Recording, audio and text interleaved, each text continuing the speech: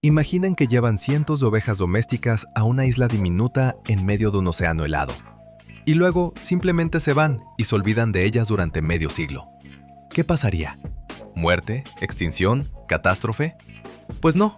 La historia de la isla Campbell va a cambiar todas sus ideas sobre supervivencia y evolución. Suscríbanse al canal, va a estar interesante. La isla Campbell está ubicada a más de 600 kilómetros al sur de la costa de Nueva Zelanda, prácticamente a medio camino de la Antártida. Es un puesto de avanzada subantártico donde reinan vientos eternos, lluvias heladas y temperaturas que rara vez superan los 5 grados, incluso en verano. Aquí no hay árboles, solo arbustos enanos y hierbas gigantes extrañas. Cuando los europeos vieron la isla por primera vez a principios del siglo XIX, no encontraron mamíferos allí, excepto lobos marinos en la costa. Las aves anidaban por todas partes, las plantas crecían sin ninguna amenaza de herbívoros. El ecosistema había existido en aislamiento durante millones de años, formando un equilibrio único que pronto sería interrumpido por la codicia humana. A finales del siglo XIX, Nueva Zelanda estaba dando activamente licencias de pastoreo en islas remotas. La idea era simple: arrendar tierra salvaje, llevar ovejas, esquilar lana, obtener ganancias. Nadie pensaba en las consecuencias ecológicas. La isla Campbell parecía un candidato ideal, ya que había mucha vegetación y ningún depredador. En 1896, un granjero llamado James Gordon, de la ciudad de Gisborne, decidió probar suerte. Arrendó toda la isla del gobierno, reunió 400 ovejas de raza merino y sus cruzas, las cargó en un barco junto con materiales de construcción y las envió a través del océano embravecido a este pedazo de tierra olvidado por Dios. Gordon planeaba construir un corral, contratar pastores y establecer entregas regulares de lana al continente. Los primeros meses parecían prometedores. Las ovejas pastaban en las jugosas megahierbas. El clima, aunque era duro, los animales sobrevivían. Sin embargo, pronto Gordon se enfrentó a la realidad. Los costos de transporte eran enormes y los precios de la lana comenzaron a caer. Para 1900, Gordon se había declarado en bancarrota y renunció al arrendamiento. Su lugar fue ocupado por el capitán Tucker, un empresario más ambicioso y menos cauteloso. Tucker decidió que el problema era la escala. Comenzó a traer ovejas por cientos, cargamento tras cargamento. Para 1913, había ya unas 8,000 cabezas pastando en la isla. El rebaño creció increíblemente rápido. Las ovejas se reproducían en condiciones donde no había ni lobos, ni perros salvajes, ni siquiera zorros. Los únicos enemigos eran el frío, el viento y su propio hambre. Los pastos empezaron a agotarse. Las delicadas megahierbas, que evolucionaron sin mamíferos herbívoros, no se recuperaban a tiempo después del pastoreo intensivo. Las megahierbas de la isla Campbell son una verdadera maravilla de la naturaleza. Plantas con hojas del tamaño de un plato y flores más brillantes que las orquídeas tropicales. El lirio gigante de Ross puede crecer hasta 1 metro de altura. Sus inflorescencias doradas son visibles desde lejos. El Pleurophyllum con enormes hojas brillantes crea verdaderos prados, parecidos a paisajes de cuento de hadas. Estas plantas desarrollaron tales tamaños para capturar la escasa luz solar de manera más eficiente en condiciones de nubosidad constante y días de verano cortos. Sus hojas masivas funcionan como paneles solares y la densa vellosidad las protege del viento helado. Pero para las ovejas, acostumbradas a la hierba común, esta dieta estaba lejos de ser ideal. Para 1916, el arrendamiento fue comprado por 2 empresarios de la región de Otago. Fundaron la compañía de la isla Campbell y contrataron pastores y esquiladores permanentes que vivían en la isla durante 1 año. Las condiciones de trabajo eran brutales. La gente vivía en cabañas primitivas, expuestas a todos los vientos, sin ver verduras ni frutas frescas durante meses. Los pastores contaban que el viento en la isla nunca se detiene. Puede soplar durante semanas sin parar, tumbándote y obligándote a arrastrarte en 4 patas. Aquí llueve 300 días al año, y la niebla es tan densa que puedes perderte a 10 metros de tu propia cabaña. Solo los más desesperados o los más desesperanzados podían trabajar en tales condiciones. En 1927, el arrendamiento fue adquirido por un granjero llamado John Warren. Esta era su última oportunidad de hacerse rico. Warren invirtió todo su dinero en el proyecto, trajo 5,000 ovejas más, reparó las construcciones y contrató nuevos trabajadores. Por un breve tiempo pareció que el negocio finalmente daría ganancias. Pero en 1929 estalló la Gran Depresión. Los precios de la lana y la carne de cordero se desplomaron en todo el mundo. Lo que valía una libra hace una semana, ahora no valía ni un chelín. Warren ya no podía pagar el transporte, no podía pagar a los trabajadores, ni siquiera podía alimentarse a sí mismo. La isla pasó de ser una mina de oro a un nudo corredizo financiero. En 1931 pasó algo increíble. El barco de rescate que debía recoger a los trabajadores llegó con 2 años de retraso. Sí, no escucharon mal. 2 años. La gente quedó atrapada en la isla sin provisiones, sin esperanza. Se alimentaban de carne de cordero y plantas raras, tratando simplemente de sobrevivir hasta el rescate. Cuando el barco finalmente llegó, los pastores demacrados y barbados juraron nunca regresar a esa isla maldita. Warren quedó completamente arruinado. La compañía fue oficialmente liquidada en 1934. El arrendamiento fue anulado y la isla volvió bajo control del Estado. ¿Y las ovejas? Unas 4,000 animales simplemente fueron abandonados a su suerte. Imagínense una oveja doméstica, criada por siglos de selección para vivir en una granja.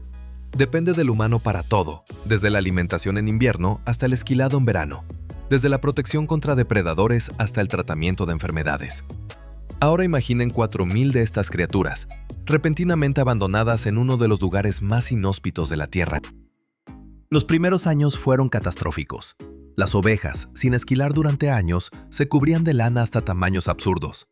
Algunos animales cargaban 20, 30 kilogramos de lana mojada y sucia. Esto no es protección, es una maldición. La lana mojada se vuelve más pesada que una piedra, te jala hacia abajo, impide moverte, causa infecciones cutáneas y putrefacción.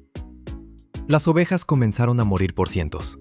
Unas no podían encontrar suficiente comida, otras caían de agotamiento bajo el peso de su propia lana.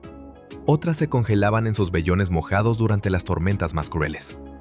Los corderos nacidos en primavera a menudo morían en los primeros días de vida, no adaptados a la realidad de la naturaleza salvaje. Las enfermedades diezmaban el rebaño. Sin ayuda veterinaria, cualquier infección se convertía en sentencia de muerte.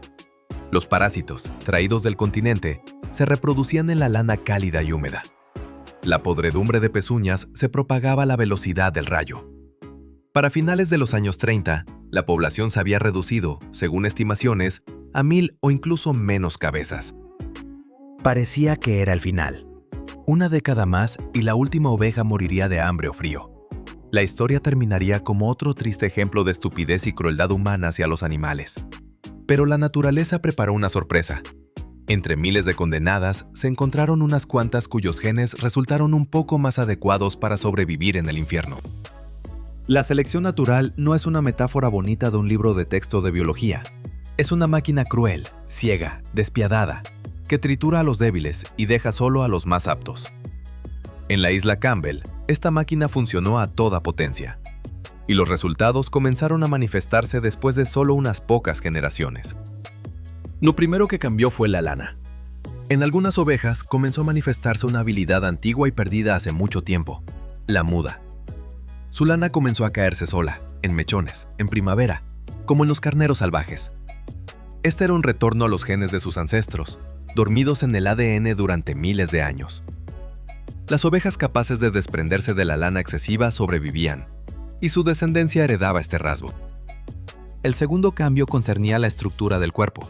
Las megahierbas de la isla crecían hasta la cintura de un adulto. Para alimentarse eficientemente, había que agacharse constantemente o tener patas y cuello más largos.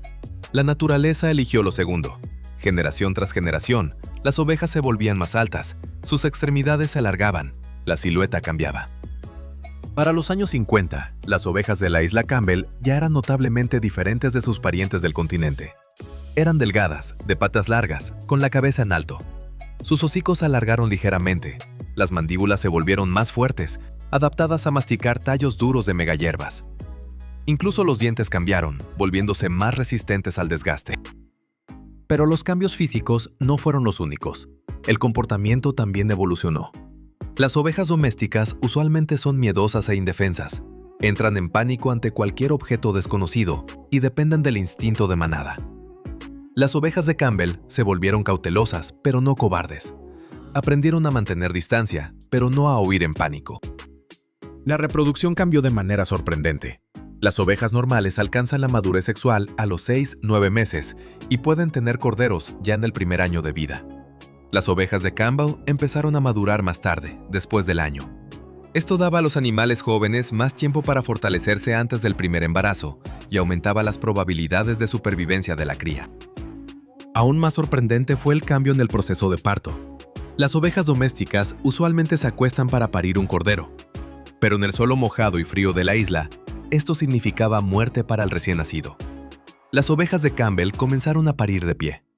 Los corderos caían desde altura, pero al menos no se ahogaban en un charco helado y quedaban de inmediato sobre sus patas. Los corderos recién nacidos también se volvieron diferentes. Se ponían de pie en cuestión de minutos después de nacer, no horas. Comenzaban a mamar leche casi de inmediato, entendiendo instintivamente que la demora es mortal. Los débiles, los lentos, simplemente no llegaban al atardecer. Solo sobrevivían los más fuertes, los más rápidos, los más viables. La población se estabilizó. Después del colapso a números críticos en los años 30 y 40, para los años 50, el rebaño comenzó a crecer nuevamente. Ahora no eran esas ovejas domésticas indefensas que fueron traídas medio siglo atrás. Esto era algo nuevo, un híbrido de doméstico y salvaje, creado por casualidad y desesperación. Para los años 60, en la isla pastaban ya más de 2,000 cabezas. Vivían en grupos de 20-30 individuos, se movían por la isla siguiendo rutas estacionales, evitaban los lugares más peligrosos durante las tormentas. Desarrollaron su propia cultura de supervivencia, transmitida de madre a cordero. Los científicos del continente comenzaron a recibir informes extraños de visitantes ocasionales de la isla. Marineros que desembarcaban allí accidentalmente para reparaciones o investigaciones contaban sobre ovejas extrañas. Altas, delgadas, con lana despeinada que sobresalía en todas direcciones. Ovejas que no dejaban que la gente se acercara a menos de 50 metros y huían como ciervos salvajes. Para los años 70, la isla Campbell fue declarada reserva natural. El gobierno de Nueva Zelanda comenzó un programa para restaurar el ecosistema original. Las mega hierbas, que casi desaparecieron por el sobrepastoreo, empezaron a regresar lentamente en áreas protegidas. Pero las ovejas representaban un problema. Por un lado, eran animales invasivos que destruían la flora única de la isla subantártica. Por otro lado, era una población única que representaba un enorme interés científico. Las ovejas de Campbell se habían convertido en un laboratorio viviente de evolución, un ejemplo de qué tan rápido puede cambiar una especie bajo presión del ambiente. Los biólogos calcularon que en 50 años, unas 20 generaciones de ovejas, ocurrieron cambios que en condiciones normales habrían tomado miles de años. Esta era evolución acelerada en acción.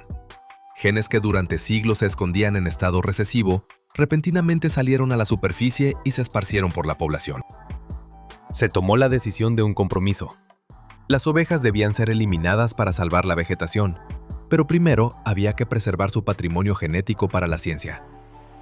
En 1975 y 76 se envió una expedición a la isla. Su tarea era simple en papel e increíblemente compleja en la práctica: capturar vivas varias ovejas y llevarlas al continente. Imaginen la caza de animales salvajes en condiciones donde el helicóptero puede caer por el viento en cualquier momento, donde la visibilidad rara vez supera los 100 metros, donde cada piedra está resbaladiza por la humedad. Ahora imaginen que su presa son ovejas que pesan cerca de 70 kilogramos, que corren más rápido que una persona y conocen perfectamente el terreno. La expedición usó helicópteros para reconocimiento, perros pastores para arreo y mucha fuerza física. Las ovejas resultaron ser increíblemente asustadizas y rápidas. Huían de las personas a distancias de varios kilómetros, trepaban por rocas donde el humano solo podía arrastrarse. Algunos animales saltaban desde acantilados, prefiriendo el riesgo de caída al cautiverio. Durante 2 temporadas de trabajo, se logró capturar 58 ovejas. De ellas, se seleccionaron cuidadosamente 10 representantes más saludables y típicos de la población. 5 carneros y 5 ovejas hembra, que representaban la diversidad genética del rebaño. El resto tuvo que ser liberado o sacrificado, ya que el transporte de tal cantidad era imposible. Las 10 ovejas seleccionadas fueron equipadas con collares temporales y literalmente llevadas a mano a través de secciones de difícil acceso hasta la costa. 2 kilómetros de terreno rocoso con un animal de 70 kilos a cuestas no es un paseo. A algunas había que atarlas y cargarlas entre 4 personas en camillas improvisadas. En el continente, Las ovejas fueron colocadas en un centro de investigación especial. No las esquilaron de inmediato, dando a los científicos la oportunidad de estudiar la estructura de la lana, su crecimiento y caída natural. Tomaron muestras de sangre, tejidos, realizaron análisis genéticos. Cada animal fue literalmente catalogado desde la punta de la nariz hasta la punta de la cola. Cuando finalmente esquilaron a las ovejas, bajo la lana sucia y enredada, descubrieron cuerpos musculosos y delgados, completamente diferentes de las formas redondeadas de las ovejas domésticas comunes. Eran atletas creados por la naturaleza para la supervivencia. Los músculos de las patas estaban desarrollados como los de cabras montesas, el pecho ancho, los huesos fuertes. Comenzaron programas de crianza. El objetivo era preservar los genes únicos, pero no crear una raza comercial. Las ovejas de Campbell se cruzaban solo entre sí, evitando cuidadosamente la endogamia debido al pequeño número de fundadores. Cada cordero estaba registrado, cada apareamiento se planeaba con anticipación. Las investigaciones mostraron cosas sorprendentes. Las ovejas de Campbell poseían una mayor resistencia a parásitos que normalmente afectan a ovejas domésticas. Enfermaban menos de neumonía, toleraban mejor la humedad y el frío. Su sistema inmunológico era significativamente más fuerte que el de razas comunes, posiblemente resultado de décadas de selección sin ayuda veterinaria. La carne de estas ovejas resultó ser dura y tenía un sabor inusual, lo cual era esperable. No fueron criadas para la cena, sino para lana, y décadas de vida con una dieta pobre de hierbas duras no contribuían al marmoleado de la carne. En cambio, la lana, aunque áspera, poseía propiedades únicas. Casi no absorbía agua y se secaba rápidamente. En la isla misma, mientras tanto, se desarrollaba el drama del acto final. En 1970 se construyó una cerca a través de la isla, dividiéndola en partes norte y sur. Todas las ovejas del norte, unas 1.300 cabezas, fueron cazadas por cazadores profesionales. Aproximadamente el mismo número quedó en el sur para monitoreo. El rebaño del sur continuó viviendo y reproduciéndose durante una década y media más. Los científicos observaron cómo, sin competencia por alimento, la población volvió a crecer a varios miles de cabezas. Las megahierbas en el norte comenzaron a recuperarse, demostrando cuánto las ovejas habían afectado el ecosistema. Plantas que no habían visto el sol durante décadas crecían hasta tamaños gigantescos. A finales de los años 80, llegó el turno del rebaño del sur. Los últimos varios miles de ovejas fueron sistemáticamente eliminados. Los cazadores trabajaron durante meses, peinando cada barranco, cada valle. Las ovejas para ese entonces se habían vuelto tan salvajes y cautelosas que a algunas había que rastrearlas durante semanas. La última oveja salvaje de la isla Campbell fue abatida en 1991. 105 años de presencia de esta especie en la isla terminaron. Pero la historia no concluyó. En el continente vivían descendientes de aquellas 10 animales salvados, portadores de un legado genético único, creado por casualidad y selección natural. A principios de los años 2000, la población de ovejas de Campbell en cautiverio había crecido a varias decenas de individuos. Las mantenían en granjas privadas bajo estricto control, como piezas de museo vivientes. Los creadores se sentían orgullosos de sus animales inusuales, los mostraban en exposiciones, contaban su increíble historia. Pero en 2017 ocurrió una tragedia. 5 ovejas raras fueron robadas de un territorio vigilado y asesinadas. Los motivos del crimen quedaron poco claros. Posiblemente fue un simple robo de carne, posiblemente vandalismo. Para la población fue un golpe demoledor. El acervo genético ya era estrecho, y la pérdida de 5 animales adultos, incluyendo hembras preñadas, fue una catástrofe. Hoy en Nueva Zelanda viven solo unas pocas decenas de ovejas puras de Campbell. Sus dueños se unieron en una asociación, intercambian material de cría, intentan evitar la endogamia. Cada animal vale oro. Cada cordero es una esperanza para preservar la línea única. Los científicos continúan las investigaciones. Los métodos modernos de secuenciación genómica permiten ver qué genes exactamente cambiaron durante esas décadas de aislamiento. Los investigadores encuentran mutaciones en genes responsables de termorregulación, inmunidad, estructura de la lana, metabolismo. Cada descubrimiento añade detalles al cuadro de la evolución relámpago. De especial interés son los genes del sistema inmunológico. Las ovejas de Campbell demuestran variaciones en genes asociados con la inmunidad innata, protección contra infecciones bacterianas y virales. Posiblemente estas variantes existían en la población original en baja frecuencia y simplemente se esparcieron por selección, o posiblemente son mutaciones nuevas que surgieron en la isla. La historia de las ovejas de Campbell plantea a los científicos muchas preguntas. ¿Qué tan rápido puede ir la evolución en condiciones extremas? ¿Qué genes son más plásticos y cambian fácilmente? ¿Pueden los animales domésticos regresar al estado salvaje en pocas décadas? Y lo más importante, ¿qué nos dice esta historia sobre la naturaleza de la domesticación? La domesticación a menudo se considera un proceso irreversible. Se cree que los animales domésticos están tan modificados por la selección artificial que no pueden sobrevivir sin el humano. Las ovejas de Campbell demostraron que esto no es así. Incluso una especie altamente domesticada conserva el potencial genético para regresar a la vida salvaje. Esto tiene significado práctico para la conservación de razas raras. Muchas razas tradicionales de animales domésticos están desapareciendo, desplazadas por líneas comerciales modernas.